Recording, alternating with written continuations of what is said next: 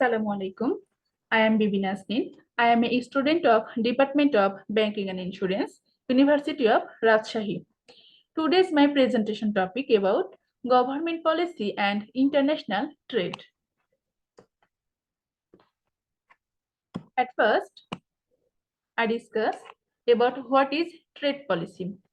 Trade policy is the set of agreements, regulations, and practices by a government that affect trade with foreign countries. There are 7 trade instruments. They are tariffs, subsidies, import quotas, voluntary export restraints, local content requirements, administrative policy, and anti-dumping policy. At first, I discuss about what is tariffs. A tariff is a tax levied on imports. Tariffs fell into 2 categories. 1, specific tariffs, and 2, ad valorem tariffs. Specific tariffs.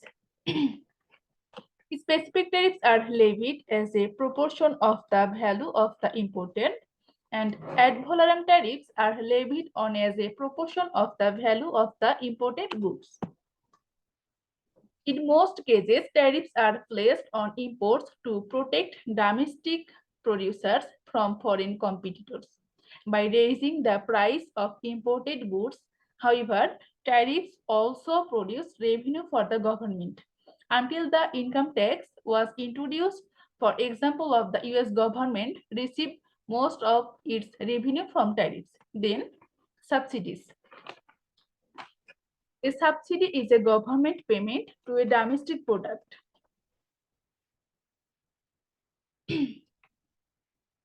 Subsidies take many forms, including cash, grants, low interest loans, tax breaks, and government equity participation in domestic firms. By lowering production costs, subsidies help domestic products into 2 ways: competing against foreign imports and gaining export markets. Agriculture tends to be one of the largest beneficiaries of subsidies in most countries. The European Union has been paying out about 44 billion annually in farm subsidies.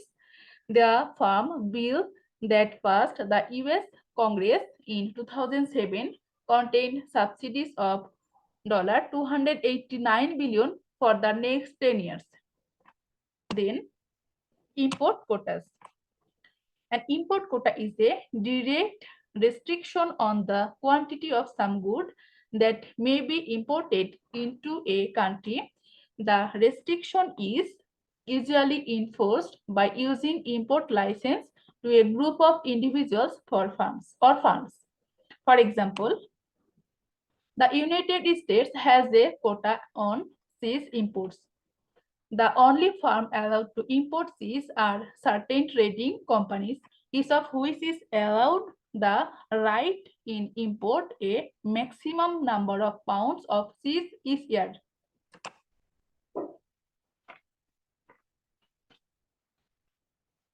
Then, voluntary export restraints.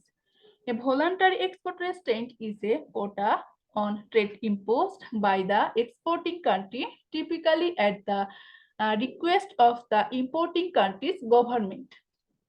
Foreign products agree to voluntary export restraints because they fear more damaging punitive tariffs or import quotas might follow it. They do not. Agreeing to voluntary export restraints is seen as a way to make the best of a bad situation by protecting pressure in a country. Then, local content requirements.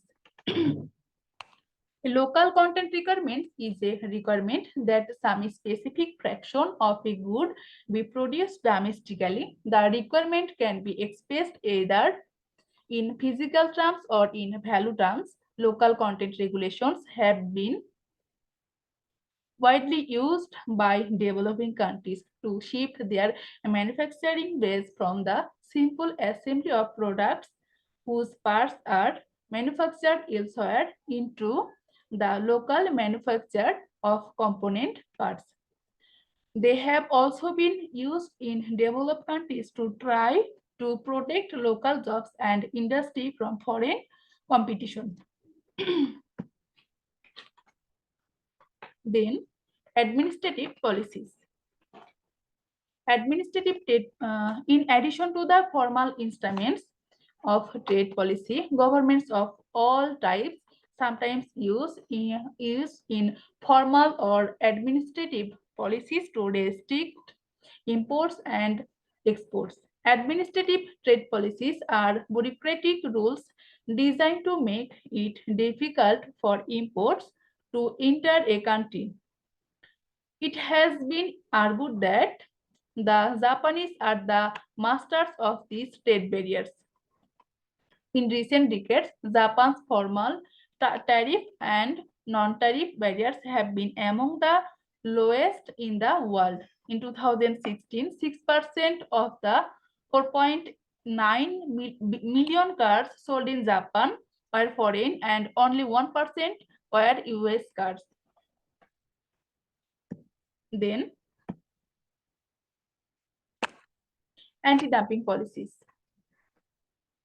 In the context of international trade, dumping is variously defined as selling goods in a foreign market at below their cost of production, or as selling goods in a foreign market at below their fair market value.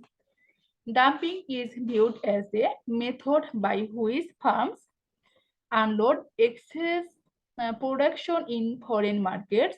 Some dumping may be the result of predatory behavior, with producer using substantial profits from their home markets to subsidize prices in a foreign market with a view to driving in indigenous competitors out of that market. Anti-dumping policies are designed to punish foreign firms that engage in dumping. The ultimate objective is to protect domestic producers from unfair foreign competition. Although anti-dumping policies vary from country to country, the majority are similar to those used in the United States. If a domestic producer believes that a foreign firm is dumping production in the US market, it can file a petition with two government agencies, the Commerce Department and the International Trade Commission. Thank you.